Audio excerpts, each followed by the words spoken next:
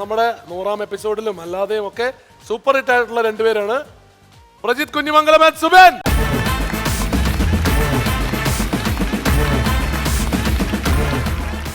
സുബിനാണല്ലോ രാഷ്ട്രീയക്കാരുടെയും ഇതിന്റെയൊക്കെ സ്ഥിരം ആള്. ഇന്ന് രാഷ്ട്രീയക്കാരാണല്ലോ ലിസ്റ്റില്. ആരൊക്കെ ലിസ്റ്റില്? P K Kunhalikutty Sahib, Vellappally Natesa sir, K P Ganesh Kumar sir.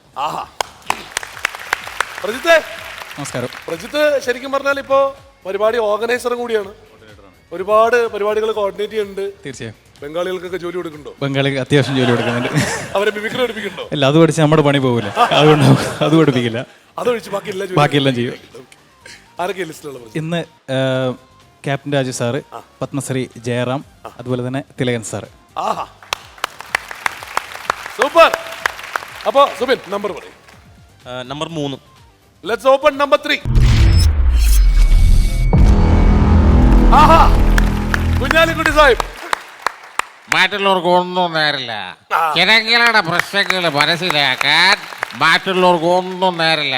ഇവിടെ എന്തെല്ലോ പ്രശ്നങ്ങളുണ്ട്. ബഡ്ജറ്റ് എന്ന് വെച്ചാൽ തമാശകളാണോ? ബഡ്ജറ്റിൽ എന്തെല്ലോ കാര്യങ്ങൾ അവതരിപ്പിക്കാനുണ്ട്. എവിടെയാ നേരം?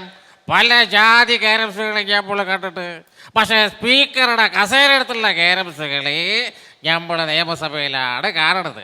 ഓലൊക്കെ ബഹുമാനപ്പെട്ടവരാണ്, ബഹുമാനം കൊടുക്കേണ്ടവരാണ്, ബഹുമാനപ്പെട്ട MLA-മാരാണ്.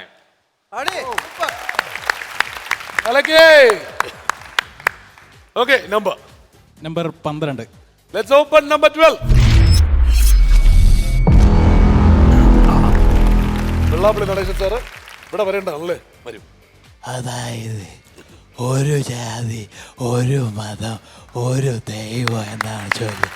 എല്ലാവർക്കും എൻ്റെ നന്ദി. എല്ലാരും പഠിച്ചു കേട്ടോ. സമ്പൂർണ്ണ മതനിരോധനം എന്ന് പറയുന്ന ആശയമൊക്കെ അത് പ്രാവർത്തികമാക്കണം. അവിടെയാണ് വിജയം. അല്ലാതെ കാശുള്ളവരോടൊപ്പം പറമൂടാ, കാശില്ലാത്തവരോടൊപ്പം വള്ളി ട്രൗസർ, അങ്ങനെ ഒരു നിലപാട് പാടില്ല. സമ്പൂർണ്ണമാവട്ടെ. താക്കോൽ കൂട്ടും ഒക്കെ ഇപ്പം അവരുടെ കയ്യിലാണല്ലോ. അത് മനസ്സിലാക്കാൻ പാഴൂർ പടിപ്പുറവരെ പോകേണ്ട കാര്യമൊന്നുമില്ല. ഉണ്ടോ? സുബിന്റെ അടുത്ത number 8. Let's open number 8. Amitabh Bachchan. അല്ല, എനിക്കറിയാൻ മേലാത്തോണ്ട് ചോദിക്കുക. താൻ ആരുവാ? Number 10. Let's open number 10. Captain Raju ലിസ്റ്റിലുള്ള. നീ ആയിരുന്നോടാ ഇത്? നിന്നെ ആയിരുന്നോടാ മക്കളെ ഞാൻ ഈ തെളിച്ചത്? 20 വർഷങ്ങൾക്ക് മുമ്പ് ജ്വരം പിടിച്ച നിന്നെയും കൊണ്ട് ഡൽഹിക്ക് പോയതാ നിന്റെ പാപ്പ. പിന്നെ നിങ്ങളെ തേടാത്ത നാടുകളില്ല, നിങ്ങൾക്കായി കാത്തിരിക്കാത്ത നാടുകളില്ല. അതേ മുന്നെയാണോ പഠിച്ചവനെ നീ കൊണ്ടു തന്നിരിക്കുന്നത്? യാ റബ്ബേ, നീ വലിയവനാണ്, ഏറ്റവും വലിയവൻ. Super. Last number Subin. Number 11. Let's open number 11. John Prakash. നമസ്കാരം. കൈരളി TV JP ജംഗ്ഷനിലേക്ക് എല്ലാ പ്രേക്ഷകർക്കും സ്വാഗതം. ഇന്നത്തെ JP ജംഗ്ഷനിൽ കേരള രാഷ്ട്രീയത്തിന്റെ ഭീഷ്മാചാര്യൻ K. കരുണാകരന്റെ മകൾ പത്മജ വേണുഗോപാൽ. എന്താണ് മാഡം താങ്കൾക്ക് ഈ വിഷയത്തിൽ കേരള രാഷ്ട്രീയത്തെ കുറിച്ച്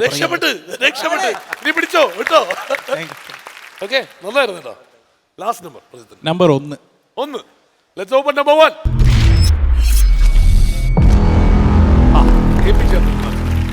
Ladies and gentlemen, all people. ഇങ്ങനൊരു അവസരം വരുമ്പോഴല്ലേ നമുക്ക് ആളാവാൻ പറ്റൂ. പല മഹാന്മാരും വലുതായിട്ടുള്ളത് ഇങ്ങനെയുള്ള സന്ദർഭങ്ങളില്ല. ഒരുവിധം പിടിച്ചാണ് അല്ലേ? ഇവരുടെ രണ്ടുപേരുടെയും 3 നമ്പറുകൾ കഴിഞ്ഞു. തിരിച്ചെന്നെ സ്വാഗതം ചെയ്യാം.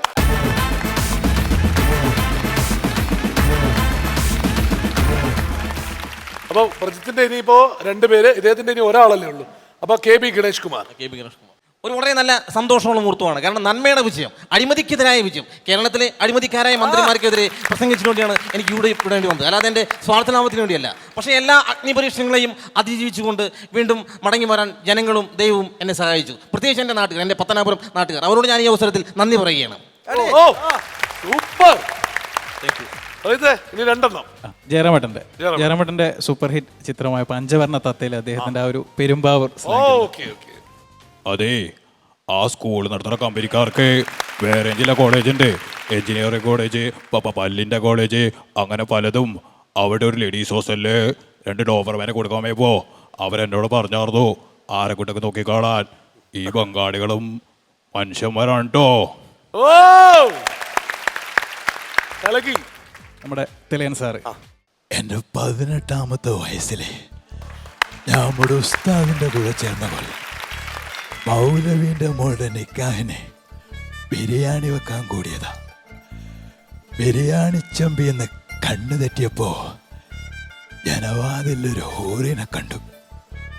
കൂട്ടിലടിച്ച കിളിയെ പോലെ എൻ്റെ നെഞ്ചില് എന്തോ ഒന്ന് വല്ലാതെ പെടുക്കാൻ തുടങ്ങി. അതുവരെ ഉണ്ടായതെല്ലാം ആ നിമിഷത്തിലേക്ക് വന്ന് നിന്ന പോലെ. ആരായിരുന്നു അത്? മൗലവീൻ്റെ മോള്. ഓളുടെ നിക്കാഹിന് നമ്മൾ ബിരിയാണി വെക്കാൻ പോയത്. കലക്കി പ്രജിത്തെ. രഞ്ജിടാ.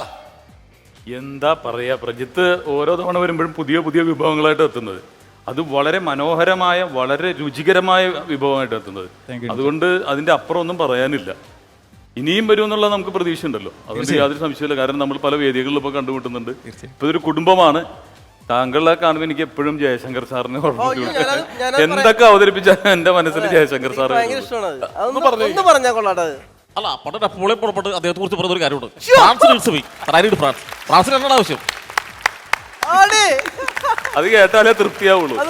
എപ്പോഴും ബിരിയാണിക്ക് അച്ചാർ വേണമെന്ന് പറഞ്ഞാൽ ഇദ്ദേഹം വന്നിട്ട് എനിക്ക് അച്ചാർ ഒന്ന് തൊട്ടാലേ എനിക്ക് സന്തോഷമാവുള്ളൂ. ബാക്കി മറ്റേ 3 പെർഫെക്റ്റ് ആയിരുന്നു കേട്ടോ. ഗണേഷ് ചേട്ടൻ്റെ ചെയ്തതും മറ്റേ വെള്ളാപ്പള്ളി നടേശൻ സാറിൻ്റെ ചെയ്തത് എല്ലാം ഗംഭീരമായിരുന്നു. കാരണം വീണ്ടും വീണ്ടും ആവർത്തിക്കുന്നില്ല, അരോചകമാണ്. കാരണം നമ്മുടെ ഇവിടുത്തെ സ്ഥിര പ്രതിഷ്ഠകളാണ്. വീണ്ടും വീണ്ടും നല്ലതാണെന്ന് പറയുന്നതിൽ കാര്യമില്ല. അപ്പോൾ രണ്ടുപേരും തകർത്തു, അടിച്ചു പൊളിച്ച്. സുബിനെ അടിച്ചു പൊളിച്ച്. കാരണം ഈ രണ്ടുപേരും ഇവിടെ പയറ്റി തെളിഞ്ഞ ആൾക്കാരാണ്. അതുകൊണ്ട് അതിന്റെ ഉത്തമ ഉദാഹരണമാണ് ട്രോള്. കുറച്ചേ ഉണ്ടായിരുന്നുള്ളൂ. ട്രോൾ ഇല്ലെന്ന് വേണമെങ്കിൽ പറയാല്ലേ. നമുക്ക് ലിസ്റ്റില്ലാത്ത സംഭവങ്ങൾ വരെ അതിമനോഹരമായിട്ട് ചെയ്ത്. എനിക്ക് ക്യാപ്റ്റൻ രാജ് സാറിൻ്റെ ഭയങ്കര ഇഷ്ടമായിട്ടോ. ഭയങ്കര ലൈഫുണ്ട്. അതുപോലെ തന്നെ തിലകൻ സാറിൻ്റെ എൻ്റെ ദൈവം അത് നിർത്തിക്കളഞ്ഞപ്പോൾ നമുക്ക് പെട്ടെന്ന് ഷോക്കായി പോയി.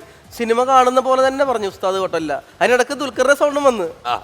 അതെ, ജയറാമേട്ടൻ്റെ വെറൈറ്റി ഉണ്ടായിരുന്നു. നമ്മുടെ പഞ്ചവർണ്ണ തത്തയില പെരുമ്പാവൂർ സ്ലാങ് നല്ല അതിമനോഹരമായിരുന്നു. അതുപോലെ എനിക്ക് നമ്മുടെ കുഞ്ഞാലിക്കുട്ടി സാറിൻ്റെ അത് മനോഹരമായിരുന്നു. പിന്നെ വെള്ളാപ്പള്ളി നടേശൻ സാറിൻ്റെ അവസാനം എല്ലാവരും വരുമ്പോൾ ഇങ്ങനെ കുഴച്ച് ലജിബിൾ ആവാത്ത രീതിയിലൊക്കെ പറയുമായിരുന്നു. പക്ഷേ ഇത് കറക്റ്റായിട്ട് നല്ല അക്ഷരസ്ഫുടതയോടുകൂടി കറക്റ്റ് സൗണ്ടിൽ തന്നെ വോയിസിൽ തന്നെ പറഞ്ഞ് അത് വളരെ മനോഹരമായിരുന്നു. എന്തായാലും ഓൾ ദ ബെസ്റ്റ് രണ്ടുപേർക്കും. ഓക്കെ.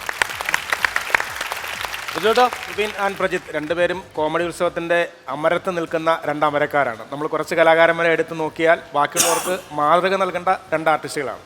നിങ്ങൾ രണ്ടുപേരും ചെയ്തതിൽ ഞാൻ പ്രത്യേകിച്ച് സുബിനോട് എടുത്ത് പറയുന്നത്, സുബിൻ്റെ ഏറ്റവും വലിയ പ്രത്യേകത ഇത്രയും നല്ല പെർഫെക്റ്റ് ആയിട്ടുള്ള ഒരു ആർട്ടിസ്റ്റിനെ ഞാൻ ഈ അടുത്ത കാലത്ത് കണ്ടിട്ടില്ല കേട്ടോ. അത്രയ്ക്ക് പെർഫെക്റ്റാണ് നിങ്ങൾ ചെയ്യുന്ന ഓരോ ആർട്ടിസ്റ്റിനെ.